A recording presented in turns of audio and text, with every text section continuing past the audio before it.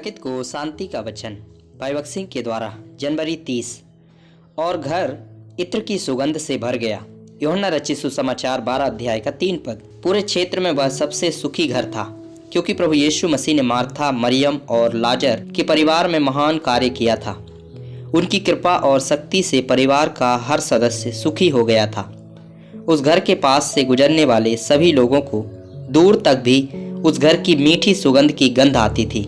हर नए घर के लिए प्रभु यीशु मसीह की यही इच्छा है कि लोग उनके द्वारा उन्हें जाने और वे स्वयं बड़ा आनंद प्राप्त करें। प्रभु यीशु मसीह हमारे आनंद को पूर्ण करने के लिए संसार में आए, जैसा कि वे यूहन्ना अध्याय 16 पद 24 और यूहन्ना अध्याय 15 पद 11 में भी कहते हैं।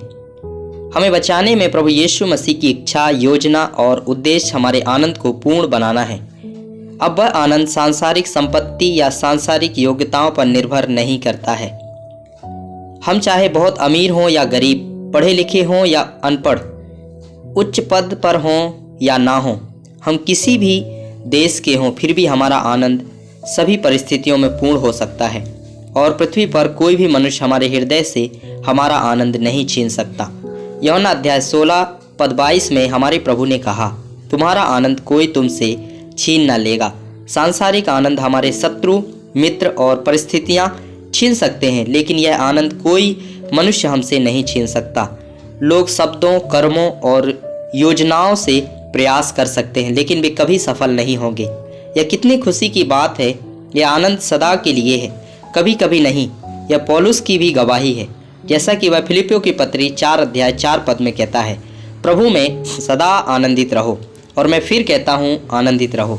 जब भी शादी होती है, खुशी होती है। यिर्मयाह 33 अध्याय 11 पद में और यशायाह 62 अध्याय 5 पद में दूल्हे और दुल्हन के आनंद की तुलना स्वर्गीय आनंद से की गई है। यह साधारण आनंद नहीं, बल्कि स्वर्गीय आनंद है। और परमेश्वर चाहता है कि हर घर में ऐसा आनंद हो, लेकिन आप कह सकते हैं हमारे पास ऐसा आनंद नहीं है। कई मामलों में यह सच है। यह परमेश्वर का गलती नहीं है, बल्कि हमारी गलती है, क्योंकि हम परमेश्वर के वचन का पालन करने में विफल रहते हैं। यूहन्ना अध्याय 15 पद 7 में एक बहुत ही सरल दिव्य नियम है, यदि तुम मुझ में बने रहो और मेरी बातें तुम में बनी रहे। हमें निश्चित होना चाहिए कि हमारे अंदर अनंत जीवन बह रहा है। जीवन के हर पड़ाव के लिए हमारे पास बचपन, जवानी, अधेड़ उम्र और बुढ़ापे के लिए परमेश्वर का वचन है। बीमारी, पीड़ा, परीक्षा और अन्य परिस्थितियों के लिए परमेश्वर का वचन हमें हर परिस्थिति में जय पाने और जयवंत होने के लिए दिया गया है। हम प्रेरित पौलुस के साथ में गवाही के रूप में कह सकते हैं, फिलिपियों की पत्री 4 अध्याय 13 पद, मैं मसीह के द्वारा सब कुछ कर सकता हूँ।